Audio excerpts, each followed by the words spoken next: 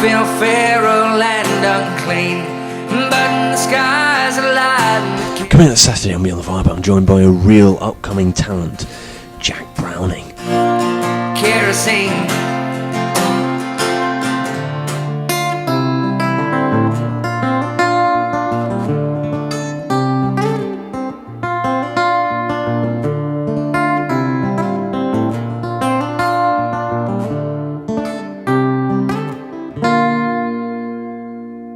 So I'm here with Jack Browning. Thank you very much for joining me, Jack. Thanks for having me, man. Thank you. Oh, it's cool. Of course, your debut album, which is on the way, Red Eye Radio, that'll be out in August, which of course we'll be diving into. But firstly, you're the first guest on Beyond the Vibe, about 80 odd episodes deep, where you have your feet kind of firmly in two worlds. Obviously, we've got the music side, which we're going to get to know more, but people know obviously of your work with doing art and such.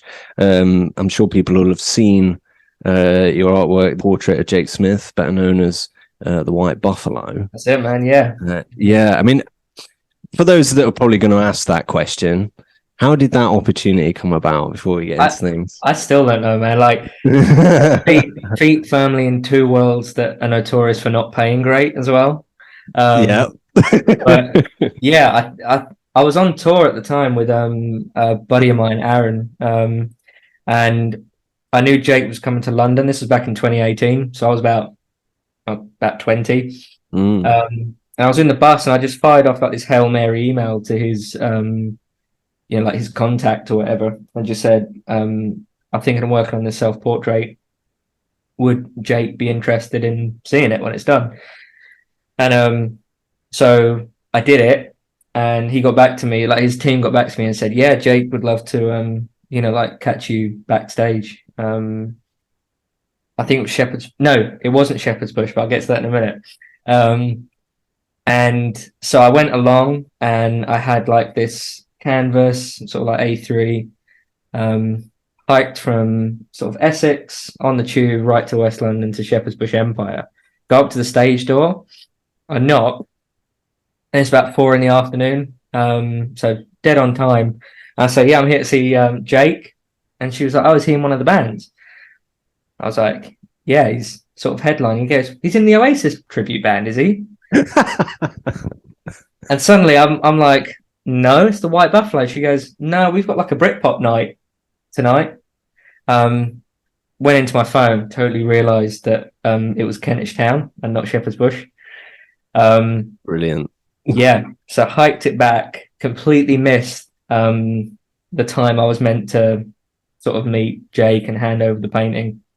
So texting his management, like in this crisis thing, sprinting through sort of Kentish Town away from the station, I said, look, I've messed up royally. They said, well, look, he's gone out to dinner, but he might be able to spare like 5 minutes before the support band go on.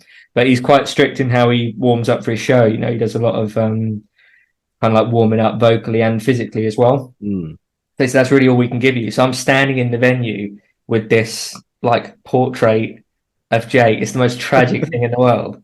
And I got a text from his tour manager and said, right, stage door now. Like, I need you there now if we're going to do this. So I walk in, and I basically say to the security guard, look, I'm meant to be going through. And luckily his manager sort of pops out and said, yeah, this guy's in, gives me a pass. And I go upstairs, and I'm just like hanging with Jake, and he was like the coolest dude ever. He was kind of psyched that I'd done that, as opposed to like me just getting to meet one of my favorite musicians. He sort of said, oh, do you want me to like sign something so you can do that? I was like, I'm just psyched to meet you, to be honest, man. Went away, enjoyed the show, and he shared it on Instagram, and that was that. And then 18 months later, I think I got an email from his management, and they just said, look, man, he's got a new album coming out. It's unannounced yet, but your name keeps coming up in the conversation for artwork. Could you jump on this call? And I was thinking, like, what am I going to say, man? Like, oh, sorry, like, of course I will. So I think it was like 1 AM UK time because of the time difference. But we jumped on, and I sort of got like a brief, and yeah, over the course of like 3 months, I painted this huge portrait and couldn't really tell anyone what it was for. And I think it was in my uni studio at the time in South London. And I remember just before the Christmas break, I was carrying this like 1 meter square canvas on the underground, just praying like a heel didn't go through it, or like someone fell into it on the tube or something. And I had all these people saying, "Oh, what's that for? What's that for?" I was like, oh, just cool portrait. I figured I'd work on, and I remember when the album dropped, and I still couldn't announce it yet, but I had friends messaging me saying, "Oh, did you know Jake's got a new album coming out?" I was like, Mm. "Really? No, no, no way," But yeah, it was the hardest secret to keep. Like some of my best friends didn't even know. And it was just wild, yeah. And then when they announced it, I had sort of people messaging me saying, "Man, I saw that earlier, and I thought it might have been yours," or like this crazy thing. But it just took me on like this crazy journey. Mm. And it all started with like this Hail Mary text in the back of a tour van, in the back of a printer.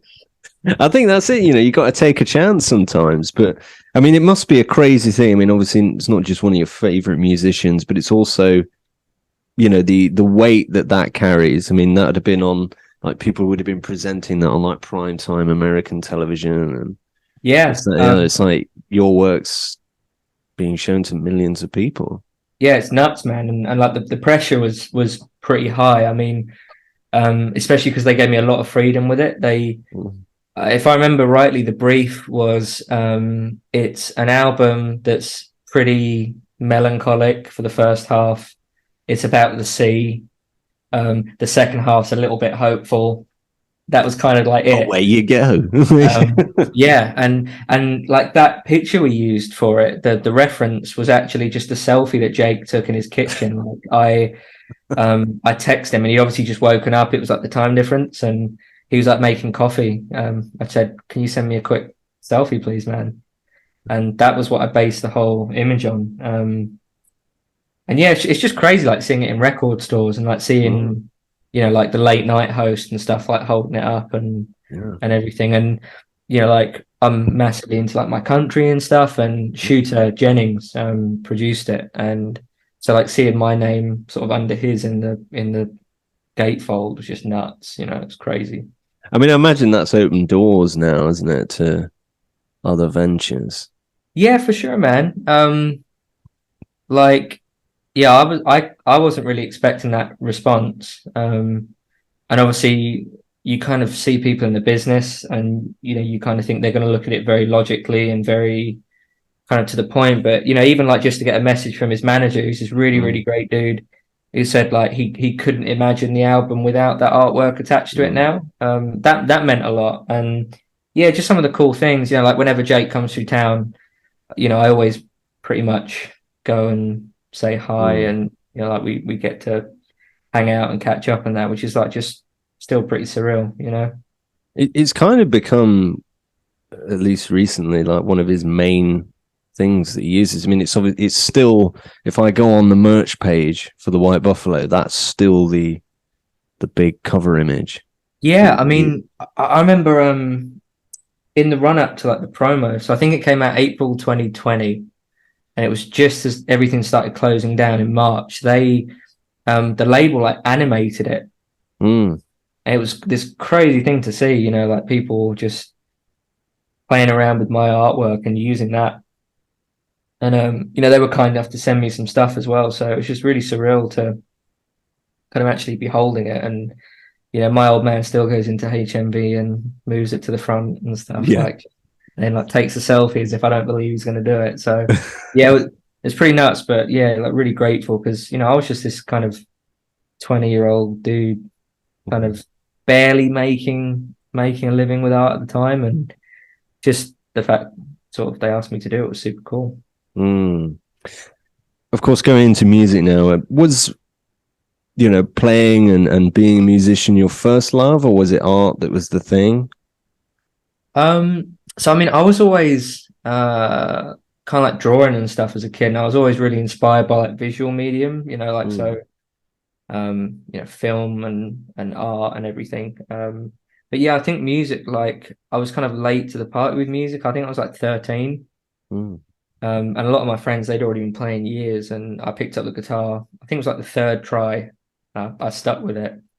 Um, and pretty quickly, I dropped the bomb on my parents that I wanted to be a musician when I was older. And this was like a grammar school kid who had some prospects, I guess, like academic wise. Sort of turning around and basically being like, I want to be a musician, mum. And um, my guitar teacher, who I still keep in touch with, like still remembers being sat there when I just came out with that. Um, and yeah, that kind of like led things, more or less totally until probably around the time I did the first painting of Jake about 5 years ago. Mm. Um, and I had these great teachers like in college who really kind of nurtured my artwork and showed me that maybe it was an okay path to try that as opposed to just going to uni, getting a history degree, I think, which was my original plan, and getting like a normal adult job, you know? Growing up, I think everybody has that kind of first band or first musician that they really kind of struck a chord with. Did you have that? Was there that Yeah. moment? Yeah, man. So luckily my dad had really like kick-ass music taste. So I was always brought up on, like the Beatles, Pink Floyd, Johnny Cash, Bob Dylan. But I think the first band that really captured my imagination was it was either Guns N' Roses or Bon Jovi when I was like 10 or 11. Yeah, yeah, it was either Appetite or Slippery When Wet. I got the Mm. CD one Christmas, one of the two, and just became like enamored with that. Like within a year, I was kind of pining for a Les Paul and Mm. collecting all these albums. Sort of weekends, like going into town and trying to grab the latest album, one that I didn't have, and trying to learn the songs and read the biographies and everything. Sort of became pretty enamored with it, and yeah, I mean, I was pretty exclusively like a rocker until kind of maybe 4 or 5 years ago, which was is kind of a bit of a 180. But yeah, it's cool. Yeah, of course. I mean, I've heard the album, but there'll be a lot of people that won't have heard of your music yet. So, for those that aren't familiar with, the music side for you, how would you kind of sum up your sound as a musician in particular? I mean, you've obviously mentioned like Bon Jovi and Guns N' Roses, but there's quite a departure from Yeah, that. yeah, for sure. I mean, I like to think there's little kind of references to it all, like the idea of there kind of being narratives in the songs, and there's one song on the record which is a little bit more rocky and it's a little bit more of a standard kind of rock song, and I really enjoyed doing that one. Just playing on my producer and friends Les Paul. It was like 1998 Les Paul custom. Um, that was great. That was kind of like reliving everything I wanted to do in my teenage years. But I guess like the best thing to describe it would be, like Americana gets kind of bandied around quite a bit. And I like the idea of kind of a modern soundtrack to like the best kind of spaghetti westerns. Um, Yes. Yeah, yeah. like that was very much at the forefront. What could we do with kind of modern instruments and modern takes on like these kind of Western soundtracks? And being an artist, I do a lot of Western art, and I really respect a lot of kind of contemporary Western artists. And it's kind of looking at those paintings and sort of thinking, what would they sound like? What would be a cool soundtrack if this painting was like a scene in a movie? What would be a cool thing? So yeah, kind of Western, I guess, would be the Mm. best way to describe it. I mean that was the thing that first struck me when I was listening to the record. It was like uh obviously there's elements of like country in there, there's elements of kind of rock, but the real resounding thing was, it feels almost like a 70s Western. And I've Yeah. not heard that from a record before. Like it sounds like a genre. I don't know how that works. Oh, thank you, man. I mean, that makes it sound like we really thought about it. But I wrote the whole thing in about a month. But for example, one of the things we added, and you probably heard it, listen to the record, was we sampled this Yeah. old Marlon Brando Western. I think Mm. it's like one of the only films he ever directed. and it was like in the late 50s, and it was called One Eye Jacks, which is hilarious. And yes, it's really hammy revenge western, but it fell in the public domain in the 70s. They never renewed it. Mm. Um, and as we were like, me and my buddy Rob, who basically was my right hand man producing it, we were sat there listening to it, and we were just thinking, man, there's some great lines in this. It'd be really cool if we could kind of drop that in. And then, as I said, the Western thing just kind of came around, and we started adding trumpets and stuff, and just kind of really leaning into it. But yeah, Mm. No, it was really interesting to hear that. I mean, I was listening to that voice when it first comes in and stuff. I mean, number one, I was thinking this is cool, but like I was thinking, like, I feel like I've heard that before, but I don't know where from. Obviously now we know. yeah. I mean, it was pretty much like every 50s and 60s kind of Western. Mm.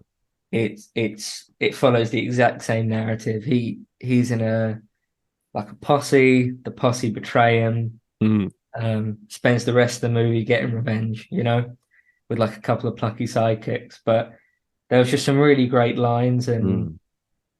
I kind of like adding a little bit of elements of like other things I'm interested in. So, like the artworks one, but also as I mentioned, film and everything has played a massive part in what kind of makes me tick as a creative person.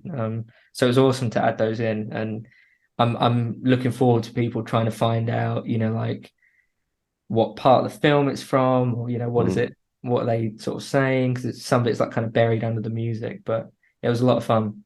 Mm. At the time of this episode's release, your first single, Kerosene, will be close to coming out. Could you talk a bit about that song and the meaning behind it? Yeah, man. So I wrote that. I quit touring in the band I was with in 2019. And February 2020, I booked my first show with my own band. Um, what could go wrong? Um, and the first song I'd written was Kerosene, and we kind of planned this whole show. And I'm not kidding, it was the Friday before the following like Thursday when everything locked down. Mm. Um, and so I had like this one song right at the beginning of the pandemic, and essentially didn't write another song until October last year, 2022. I just kind of totally convinced myself that I couldn't write a song that was any good. Um, but then sort of as the pandemic started opening up, I was playing this song more, and I noticed that people were like kind of remembering it or saying, "Oh, that song," and they were sort of like humming the melody, sort of being, "Oh, really cool. I like that." Um, and so it kind of changed over time, but the kind of main sentiment is just it's this kind of everyman who's just trying to kind of get by, and he's watching the world kind of like crumble around him. And it wasn't intentional, but looking back, that's kind of how it felt, I guess, at the time for me. I mean, I just left the band that I'd been touring with for like 2 years, and kind of, when you're a kid and you start picking up an instrument, that's like kind of the holy grail. And we were supporting people like Jeff Beck and Joss Mm. Stone, Gregory Porter. And so I'd given that up. And then on top of that, this pandemic, which completely wiped out like a huge part of my identity, which is playing and gigging and recording. So it kind of makes sense looking back on it, but um, it's kind of slightly changed over time, but the sentiment is still pretty much there from the beginning. Mm. For me personally, kind of two real standout tracks on the record are "Ain't Mean Much to Me." I mean, that's got that kind of more classic rock feel. I feel that was perhaps the one you were mentioning there, Yeah. and "Blue Eyed Sun" as well. Like, I feel like, in my personal opinion, I feel "Blue Eyed Sun" is kind of the pinnacle of the record. It feels like this real kind of epic finale. How did those songs come about? And like, obviously, you mentioned there that there was that track that's got the more rockier feel. Was there a decision behind, like, we're going to include this one? Yeah. So I guess when I decided to go into the studio, I gave myself a month before actually between like booking it and going in. And I had one song which was Kerosene. And I sort of thought I'll try and write one other song and come out with an EP, like a 2-track single, EP, whatever you want to call it. And then kind of wrote maybe 4 or 5 songs. And then after that first session, sort of said, I think we're actually going to need another session. And then in between those two, wrote like another 5 or something songs. So there wasn't like a, like a curated choice to say, right, I want a song that sounds like this or is a bit more rocky. But I think because it's such a huge part of kind of my like reason to become a musician, like I'm 25, but kind of deep down I'm still that like 12-year-old kid in HMV kind of pining over like all these kind of rock records. And I don't know, I just remember kind of being wanting to write this song around these kind of more angry lyrics I had. And it just seemed to fit it straight away. And kind of took a lot of cues from some of my favorite bands that I mentioned before, but guys like Rival Sons, and Jay, who you had on, obviously, gave me some really, really sweet advice when I was writing for it. And I don't know, it just seemed to all kind of fit into that song, kind of what you said. But yeah, I don't know. It wasn't like a curated thing, but I'm glad it happened, and it really kind of scratched that itch, I guess, of wanting to kind of be that hair metal guitarist for a little bit. With Blue Eyed Sun, did you like, did this kind of feel like that big moment in the record for you? Did you think? I mean, in my view, I felt like when I put that on, it was building something, and it just feels like that's kind of like, if I could sum up your album in a song, I'd probably put that on there. Yeah, I think it was definitely one where it was like the sum of its parts. We kind of kept adding to it. Originally, I wrote it on my acoustic in like my old apartment, and sent it over to my buddy, who sort of helped produce and was kind of the driving force behind the record. And he was like, man, that's like, that could be really strong. There's literally just me and an acoustic, and it was quite pretty minimalist. But then when we went into the studio, we were cutting like the Ghost track, and I was playing on like an old 60s Telecaster that Dan had in the studio, and I just switched it from the acoustic to like the electric, and it kind of gave it a little bit more bite.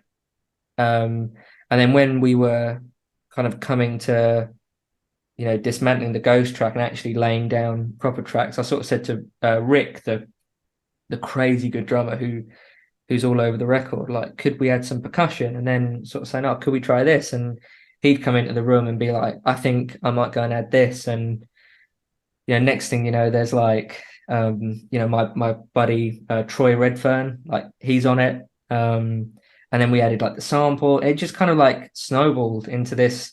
It's probably going to be like the quietest song on the album, until like the very last day of that particular session, and we're like miking up our boots, like stomping on the studio floor and dropping like chains and stuff, like, and just creating this whole kind of as you said, it acts like a bit of a crescendo, I think.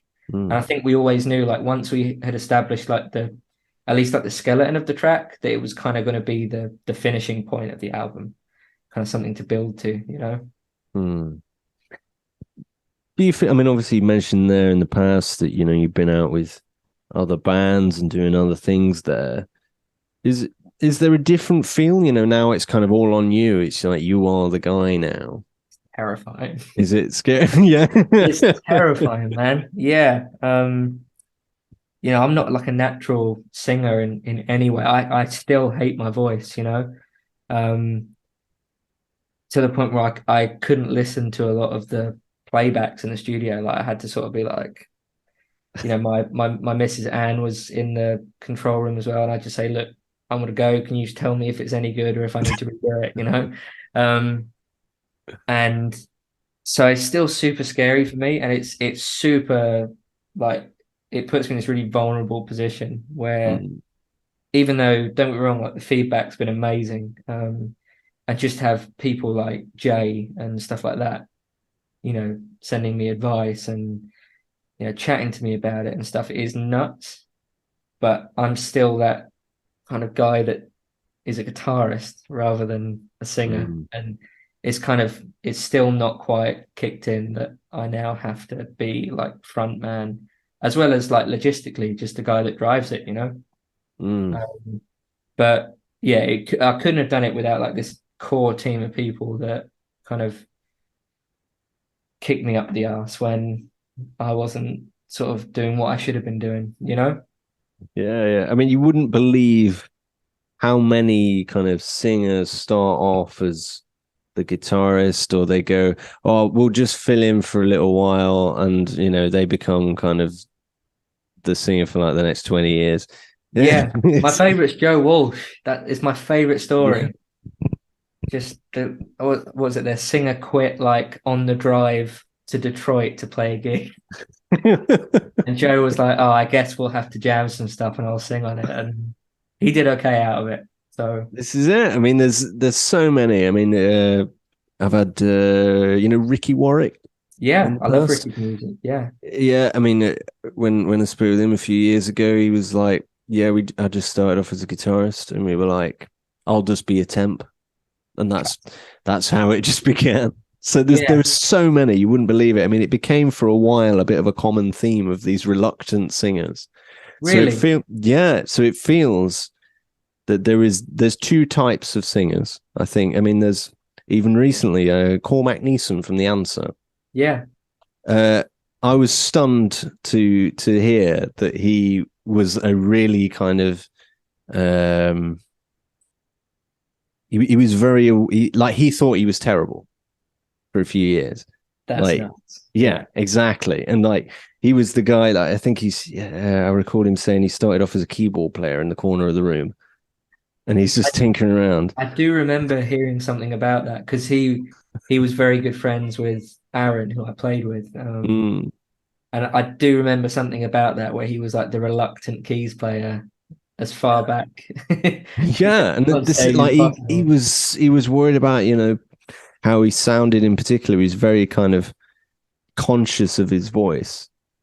And I think as I said to Cormac, I think that's kind of in a way quite comforting for a lot of singers, because it's like, well, if he thinks that, like, I think there's just this kind of phase. You have these two singers, yeah, the reluctant ones who kind of need to get accustomed to their own voice, Yeah. and you have, I think, the J. Buchanans of the world who can just wander out and just be, I mean, Jay is like another level, you yeah. know, like, and so just anything he was saying to me, like, because Mm. again, I did a drawing of him and that led to us connecting. And so I asked him, I was really struggling with writing for the record, like the last week before I went into the studio. And he just gave me this great advice, which was basically like, dude, you're an artist, like you're a painter, like just approach it the exact same way. Mm. Um, but then like, and when Jay tells you something about writing and singing, like you'd be silly not to listen because the dude is just like a force of nature, you know? I don't Um, know. but it's funny, like it kind of came from part being bullied by a friend of mine into singing. Um, it was like 2018. It was around the time I connected with Jake, the White Buffalo, for Mm. the first time, and he basically said, "Look, man, I've got some cameras. I've got a couple of buddies helping out. We've got a studio space tonight. Like, I'll see you there to record a video." I was like, "Cool. Who's singing?" He was like, "You are." Like, don't make me cancel it. And that was how it all started. And I kind of realized soon that no one else was going to sing my songs for me. So, I was like, I'll do this demo, and the demos ended up becoming actual tracks, and I've not been able to get out of it yet. So you've joined the lineage of the reluctant singers. A rich tapestry of Yeah. yeah, yeah. Oh dear. A question I always like to finish on that I ask every guest. Um, if you could tour with one band or musician from the past and one from the present, who would they be? That's a great question, man. Wow. Um, Everybody struggles with that one. yeah. I mean, there's it's like there's too much choice, you know. I mean, obviously that 12-year-old kid crawling through HMV, like kind of vintage Guns N' Roses would have been a Mm. trip. Um, but I think Johnny Cash jumps out as being one that would be particularly cool. I was getting a lot of Cash vibes in the record. I was feeling that. Yeah, I mean the first song I ever remember being obsessed with was The Highwayman. Mm. And I remember like my dad had it on a CD and like he was at work and I'd be like trying to find the CD and looking on the backs trying to find the song. And I think he's had such an impact on kind of what I'm doing now. I think yeah, Johnny would be the one from the past for sure. I don't know if I could keep up, but It'd yeah, be interesting just it'd to be be cool to around him. spectate. Yeah. Yeah. Um, just yeah, kind of maybe 60s, 70s Johnny Cash would be a Mm. cool one. And then present, I mean, there's a guy I love his music, a guy called Charlie Crockett. Um, and I saw him at the Jazz Cafe in London last year, finally. Um, having listened to him for about 5 or 6 years, and it was just one of the best shows I've seen. He's about as cool as it gets, proper like Texas country, Mm. but really like innovative as well. Like, not just kind of playing the classic tropes and things like that. Super interesting. So yeah, I'd probably have to say Charlie Crockett or Rival Sons would be great. But again, selfishly, that would just be so I could I mean, you've carried on the watch it every lineage. night. The rival sons thing has been, as I even said to Jay Buchanan himself, I said, that's been a common one throughout the years. Ironically, Jay mentioned Rival Sons as one of his choices. Amazing. That's awesome. Yeah. So we may as well carry it on. I think like, if you were asking anyone that kind of has any kind of interest in rock music, It's a common, you'd be silly to yeah. not mention them.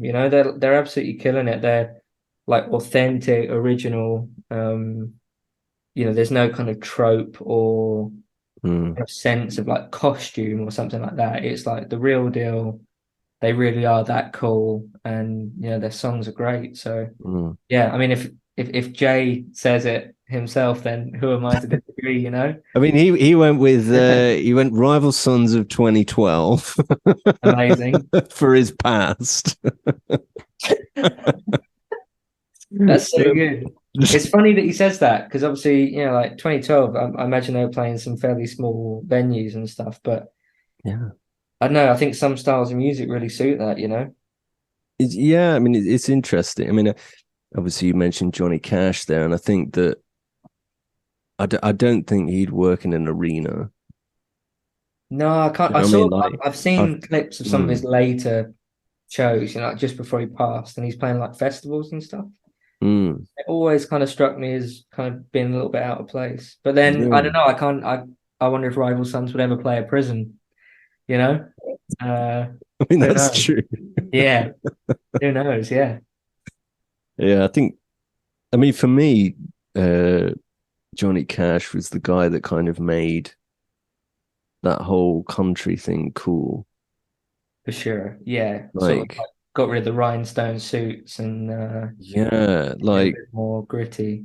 I mean, me as a teenager, I'm like, I'm not sure about country. And then I see like Johnny Cash, and I'm like, hang on a minute, like this guy, you could be a badass and be Yeah.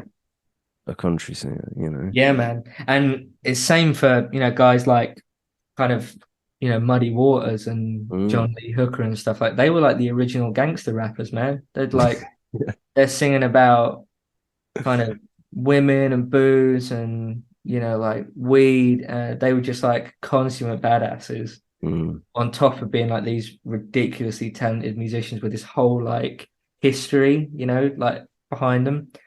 So yeah, I think all those guys are massively underrated as like proper badasses.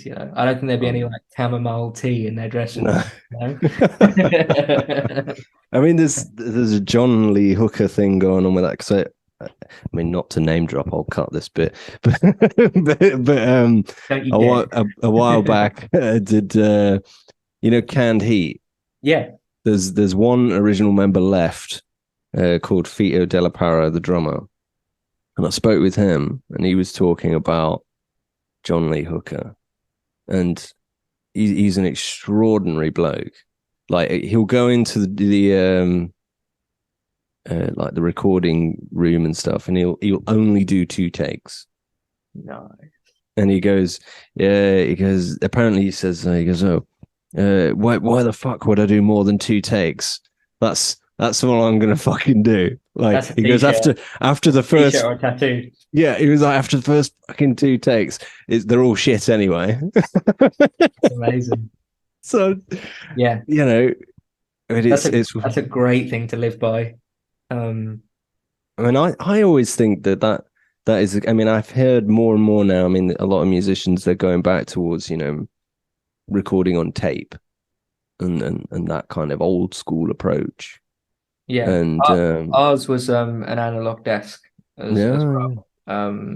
Did you feel that there was a difference there? Yeah, definitely. And Dan, who started off as the studio owner and engineer, became producer and then became like a friend.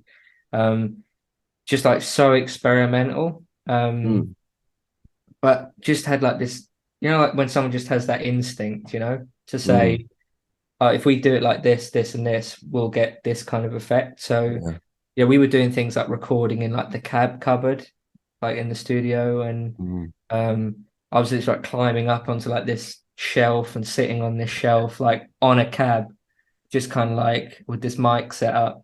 And that was for some of the songs. And one of the songs we just used the guide vocal that I recorded, because very much in tune with what John Lee Hooker was saying. Like it didn't get any better.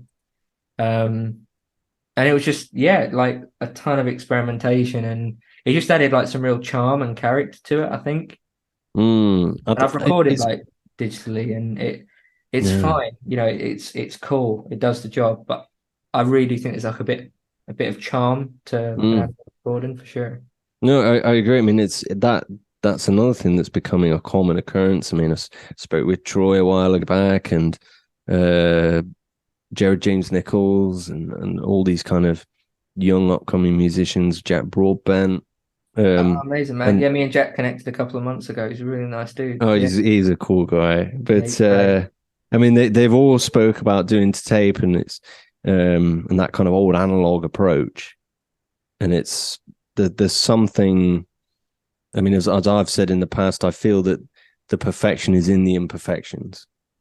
For sure. Like it doesn't need to be so perfect that it's kind of robotic. Yeah, it becomes like super sterile and clinical. Like whenever like I was like trying too much, it was becoming very clinical. Whereas kind of my favorite moments on the album kind of happened either as like an accident or, as I said, like just the guide vocal having like this character that when I tried a proper tape just didn't have. And it's funny how it works out. You couldn't predict it. I could go in and try and record the whole album again, and it would turn out completely different. So it's funny. Yeah, it's interesting. Well, thank you very much for joining me, Jack. And of course, thanks for having me, man. No, it's cool. And the first single, Kerosene, will be out on June the 30th, with the album Red Eyed Radio out on sometime in August. The links in the description will be below for all things Jack Browning, the single, the album, the artwork that you do. Everything will be below. Thank you very much. Great. Thanks for having me, man. Thanks. Kerosene.